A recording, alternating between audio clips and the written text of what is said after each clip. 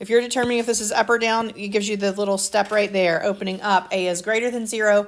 Opening down, A is less than 0. And that's how you know. All right, the next thing you're going to do is you're going to find and graph the axis of symmetry. The axis of symmetry here.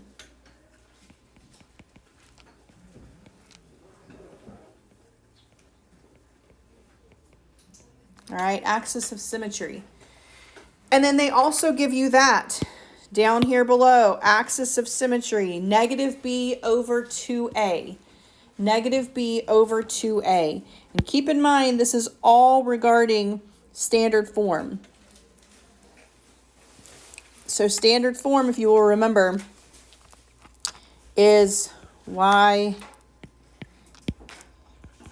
equals ax squared plus bx plus c. Ax squared plus bx plus c. So when you find the axis of symmetry, negative b over 2a, you're going to use those coefficients to find that. All right? The next thing you're going to do is find and graph the vertex. Find and graph the vertex. They also give you that shortcut. That shortcut is that negative b over 2a, and then the y value when you plug that back into your equation. And we're going to do this for this one right here. And then the last thing you do is find and graph your y-intercept. Find and graph your y-intercept. And that is your c value. And they also give you that down here. Your y-intercept is 0c. 0c.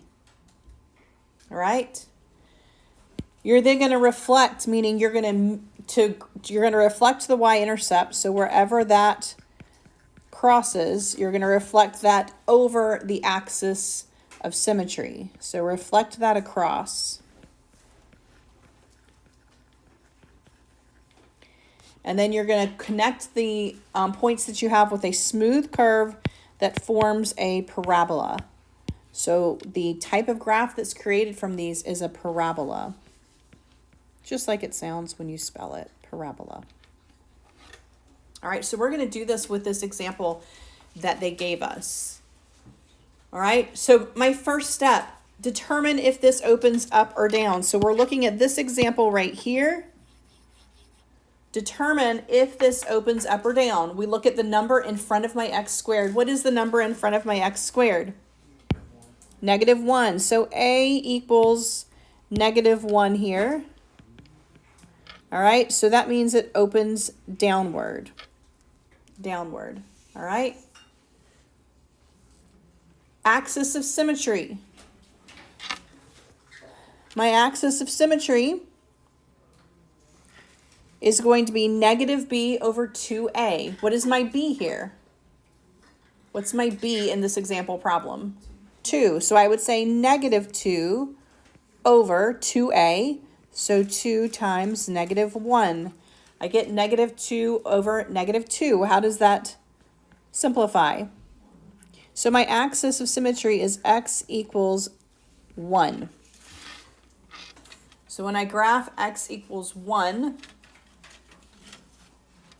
I'm going to go to 1 on my x-axis, and it's going to be a vertical line. And I dash this because I do not need it included as part of my graph. It's just showing what I'm reflecting across.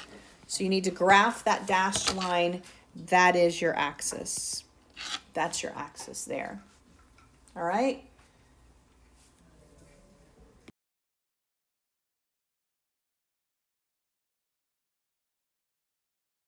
Once I have my axis, I'm going to take that number and I'm going to plug it in to my function. So I'm going to say f of 1. I'm finding what happens when I plug 1 in. Negative, and I'm going to do 1 squared plus 2 times 1 minus 4. Remember with squaring, you square it first. So 1 squared is 1, and then I apply the negative. Negative 1 plus 2 minus 4 gives me negative 3.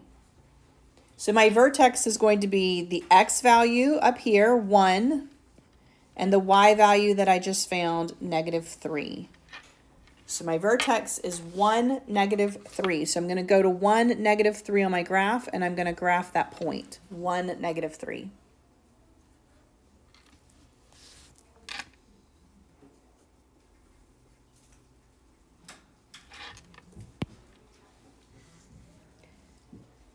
And then the y-intercept is very simple. It's always going to be 0 and my c.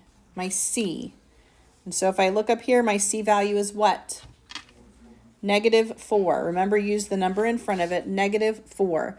We already determined this points down, so it makes sense that -4 is below the vertex I just found. And so I'm going to do -4 right here. I'm going to reflect it across that dashed line, my axis. So I'm going to put another point right here, 1 away there. So I have my vertex, and I have my y-intercept. And then I reflected it across. And once I've done those things, I'm going to just connect those and make my parabola, which looks like this. With me. Number 3. The first thing we're going to determine, is this going to point up or down? Down. I would suggest you make that decision. I don't know why he just went away. Make that decision and then go ahead and note it somewhere on your paper so that you know to mentally double check that when you graph it. This guy should point down. And so we are going to just make a note that that is going to point down so that we know to look for that. All right. We're going to start off with our axis, right? Our axis is going to be -b. What is my b here? It's -8. So it's -8, right? Over 2 times, what is my a? -2. So on the top, I'm going to have +8. On the bottom, I'm going to have -4. What is my axis here? 8 divided by -4. -2, right? -2, okay? And so I am going to draw that line right here at -2. All right. For my vertex then, my vertex, I'm going to plug in a -2. So -2x squared, that's where I'm going to put my -2, minus 8 times my x, minus 12. All right. Make sure you do order of operations correctly. I need to do -2 squared, which is +4 times -2, which would give me -8. Negative times a negative gives me a positive, and then minus 12. So where is my vertex going to be?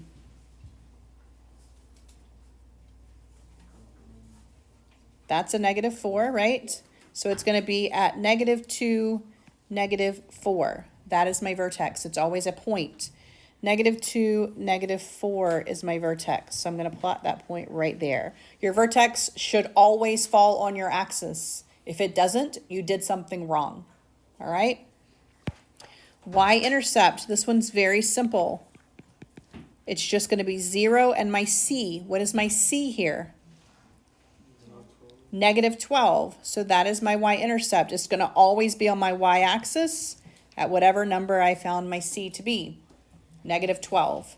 This is 2 away from my axis, so I'm going to go 2 away on the other side and mirror that point. And then all I have to do is graph this.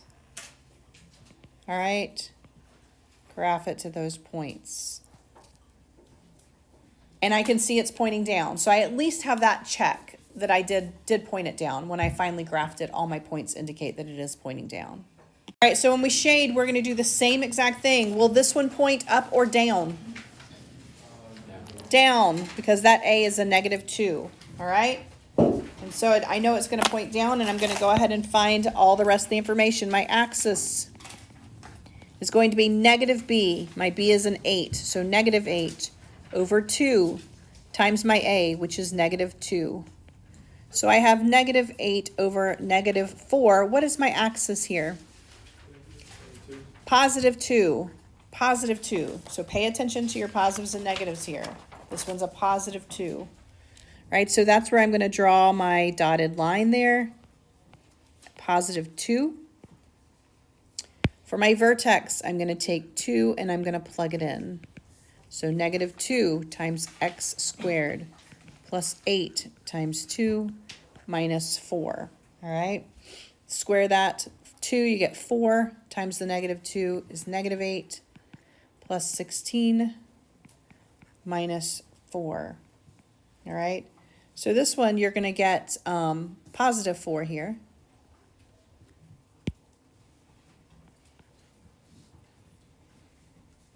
Positive 4. So your vertex is the point 2, 4.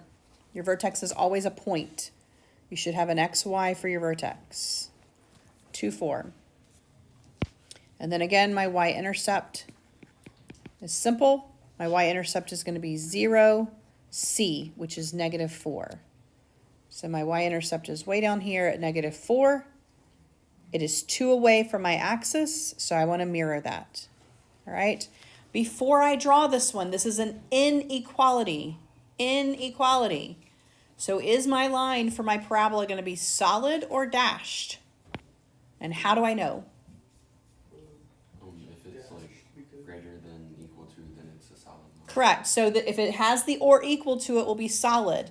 This one does not. So this one is going to be dashed.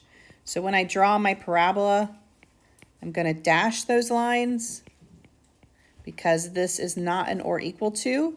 And then I am going to look at what it actually says. This says greater than. So because it's greater than, I'm going to shade above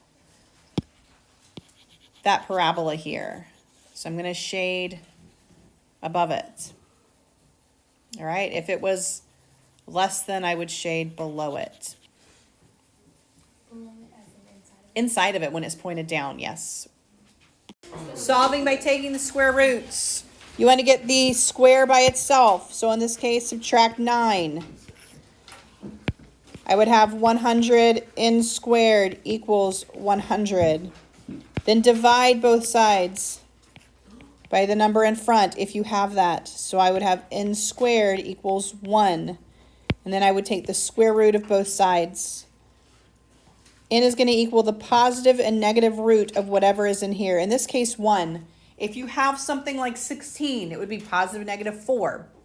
However, if you have something like 31 and it doesn't have a square root, you would leave it positive and negative square root of 31. Like you would leave it in the root if it does not have a root, okay? But any other time, if it has a perfect root, you're going to say positive and negative whatever the root is. And so you will always have a positive and negative answer here for these. And you want to make sure you leave that little positive and negative sign in front of it. On your answer key, I think it actually lists 1, -1. It actually lists them out separately, but you're welcome to use that little notation right there.